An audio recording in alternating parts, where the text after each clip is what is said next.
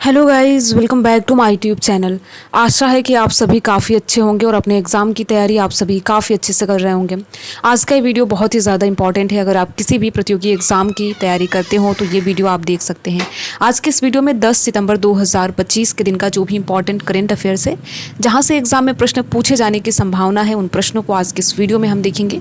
तो आज का ये वीडियो बहुत ही ज़्यादा इंपॉर्टेंट रहने वाला है। अगर आपका हाल ही फिलहाल कोई एग्ज़ाम है तो आप इस वीडियो को ज़रूर देखें और देखने के साथ साथ अपने यार दोस्त मित्र को भी शेयर जरूर करें।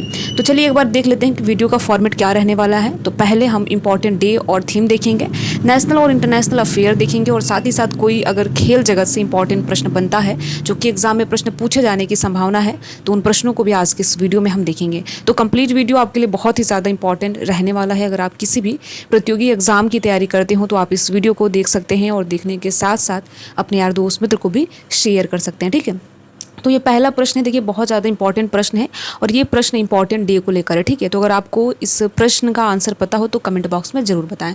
पहला प्रश्न है, 10 सितंबर को विश्व स्तर पर कौन सा दिवस मनाया जाता है। इसमें आपको ये बताना है कि 10 सितंबर को विश्व स्तर पर कौन सा दिवस मनाया जाता है। तो पहला ऑप्शन है विश्व आत्महत्या रोकथाम दिवस, बी है अंतर्राष्ट्रीय साक्षरता दिवस, सी है विश्व शिक्षक दिवस और डी है अंतर्राष्ट्रीय शांति दिवस। ठीक है, तो अगर आपको इसका आंसर पता हो तो कमेंट बॉक्स में ज़रूर बताएं। तो इसका देखिए ए ऑप्शन सही है, यानी 10 सितंबर को प्रत्येक वर्ष विश्व आत्महत्या रोकथाम दिवस के रूप में मनाया जाता है। अब बात यह है कि देखिए ये क्यों मनाया जाता है। तो आप सभी को पता है कि दिन प्रतिदिन आत्महत्याएं की जो मामलाएं हो लगातार बढ़ रही हैं। तो आत्महत्याओं को रोकने के लिए, जागरूकता फैलाने के लिए और करुणा को बढ़ावा देने के लिए, सामूहिक कार्यवाही को प्रोत्साहन करने के लिए 10 सितंबर को विश्व आत्महत्या रोकथाम दिवस के रूप में मनाया जाता है। ठीक है, तो ये ए ऑप्शन सही है।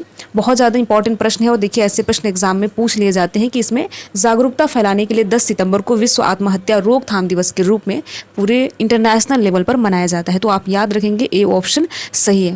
देखिए आप सभी को बताते हैं, अगर आपको इस वीडियो का पीडीएफ चाहिए तो हमें कमेंट बॉक्स में बता सकते हैं।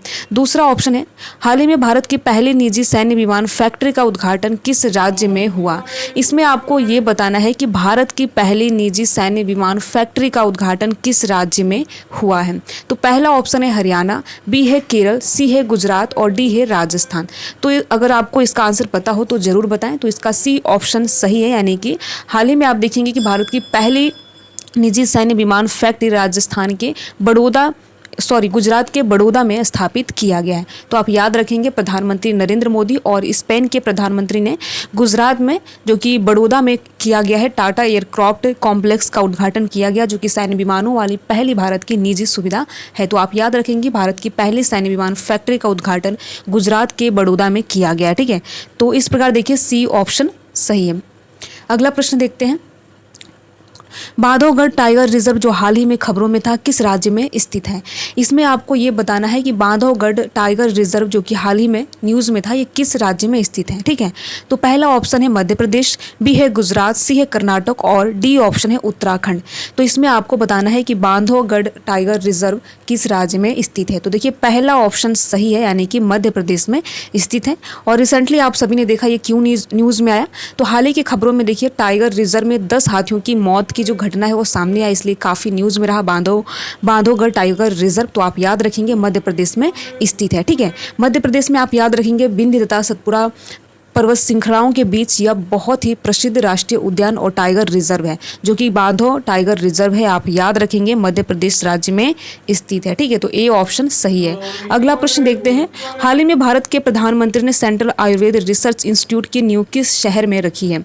इसमें आपको बताना है कि हमारे देश के प्रधानमंत्री ने हाल ही में सेंट्रल आयुर्वेद रिसर्च इंस्टीट्यूट यानी CARI की नींव किस शहर में रखी है। तो पहला ऑप्शन है हैदराबाद, बी है जयपुर, सी है दिल्ली और डी ऑप्शन है भोपाल। तो आप सभी ने अगर न्यूज़ रेगुलर अगर आप देखते होंगे, फॉलो करते होंगे, तो आपको पता होगा कि रोहिणी में जो कि नई दिल्ली में स्थित है, यहीं पर हमारे देश के प्रधानमंत्री ने सेंट्रल आयुर्वेद रिसर्च इंस्टीट्यूट की नींव रखी है, रोहिणी जो कि दिल्ली में है। आप याद रखेंगे स्थान का नाम रोहिणी है। कभी कभी आपको न्यूज़ में रोहिणी ही देखने को मिलेगा, तो कम से कम आपको पता होना चाहिए कि रोहिणी दिल्ली में स्थित है। ठीक है, तो ए ऑप्शन सही है। अब बात यह है कि देखिए स्वास्थ्य सेवाओं को उन्नति बनाने और पारंपरिक चिकित्सा को बढ़ावा देने की दिशा में एक महत्वपूर्ण कदम उठाते हुए हमारे देश के प्रधानमंत्री जी ने दिल्ली के रोहिणी में सेंट्रल आयुर्वेद रिसर्च इंस्टीट्यूट की नींव रखी है। तो सी ऑप्शन सही है, आप याद रखेंगे दिल्ली। अगला प्रश्न है, सबबूल पौधा जो समाचारों में देखा गया किस देश का मूल निवासी है। इसमें आपको बताना है सबबूल पौधा जो कि रिसेंटली काफ़ी न्यूज़ में रहा है, ये किस देश का निवासी है या किस देश में पाया जाता है, इसकी उत्पत्ति किस देश में होती है। ठीक है, तो पहला है मलेशिया, बी है ऑस्ट्रेलिया, सी है दक्षिण अफ्रीका और डी है मैक्सिको। तो आपको इसका बताना है कि सबबूल पौधा, जिसको कभी कभी आप न्यूज़ में देखे होंगे सुबाबूल भी उसमें लिखा होता है, तो आपको सबबूल या सुबाबूल पौधा ये बताना है कि रिसेंटली काफ़ी न्यूज़ में रहा है। क्यों न्यूज़ में रहा है आगे हम बात करेंगे। तो किस देश में ये पाया जाता है, तो इसका डी ऑप्शन सही है, यानी मैक्सिको में पाया जाता है। अब आपको देखिए मैक्सिको की कैपिटल बताना है कि मैक्सिको की राजधानी कहाँ पर है। तो देखिए इसे आप सबबूल कह लीजिए या फिर सुबाबूल भी कह लीजिए, दोनों नामों से इसे जाना जाता है। मैक्सिको का मूल निवासी है, जो कि क्यों जाना जाता है, तो ये तेज़ी से बढ़ने वाला फलीदार पेड़ है। ठीक है, ये तेज़ी से बढ़ने वाला फलीदार पेड़ है, इसलिए काफ़ी न्यूज़ में रहा है, आप याद रखेंगे। वर्तमान में दुनिया का उष्णकटिबंधीय और उपोष्णकटिबंधीय क्षेत्रों में आम है और इसके बीजों की फलियां में टाइप 2 मधुमेह में इंसुलिन प्रतिरोध को प्रतिबंधित करने में मदद करने वाला सक्रिय यौगिक पाए जाते हैं। तो बहुत ज़्यादा इंपॉर्टेंट प्रश्न है, आप याद रखेंगे। सबबूल पौधा जो कि बहुत ज़्यादा न्यूज़ में रहा, ये तेजी से बढ़ने वाला एक फलदार पौधा है, तो इसका संबंध यानी ये पाया जाता है मैक्सिको में, आप याद रखेंगे। सी ऑप्शन सही है। ठीक है, अगला प्रश्न देखते हैं। अब अगला प्रश्न है, कौन सा हवाई अड्डा भारत का पहला शून्य कचरा हवाई अड्डा बना है। इसमें आपको ये बताना है कि भारत का वह कौन सा एयरपोर्ट है जो कि भारत का पहला शून्य कचरा हवाई अड्डा बना है। तो पहला ऑप्शन है दाबोलिम हवाई अड्डा जो कि गोवा में स्थित है। दूसरा है चौधरी चरण सिंह अंतर्राष्ट्रीय हवाई अड्डा जो कि लखनऊ में स्थित है। और डी ऑप्शन है देवी अहिल्याबाई होलकर हवाई अड्डा जो कि इंदौर में स्थित है। ठीक है, मध्य प्रदेश इंदौर में स्थित है। और यहाँ पर डी ऑप्शन है केम्पेगौड़ा अंतर्राष्ट्रीय हवाई अड्डा जो कि बेंगलुरु में स्थित है। तो आपको बताना है कि भारत का वह कौन सा पहला शून्य कचरा हवाई अड्डा बन गया है। तो इसका सी ऑप्शन सही है, यानी मध्य प्रदेश इंदौर में जो कि देवी अहिल्याबाई होलकर हवाई अड्डा है, ये भारत का पहला शून्य कचरा हवाई अड्डा बन गया है। ठीक है, तो आप याद रखेंगे सी ऑप्शन सही है, आप याद रखेंगे। ठीक है, अगला प्रश्न है, दुश्मन ड्रोन को गिराने के लिए लेज़र हथियार का इस्तेमाल करने वाला पहला देश कौन सा है। इसमें आपको बताना है कि लेज़र हथियार का पहली बार इस्तेमाल किस देश के द्वारा किया गया है। ठीक है, तो पहला ऑप्शन है रूस यानी रसिया, बी है इजराइल, सी है यूक्रेन और डी ऑप्शन है चीन। ठीक है, तो इसमें आपको करेक्ट आंसर बताना है। अगर आपने न्यूज़ रेगुलर आप देखे होंगे तो निश्चित तौर पर आपको पता होगा। ठीक है, तो इसमें देखिए इजराइल यानी बी ऑप्शन सही है। तो इजराइल ने अपने दुश्मन को ड्रोन से लेज़र हथियार से मार गिराने वाला पहला देश बन गया है।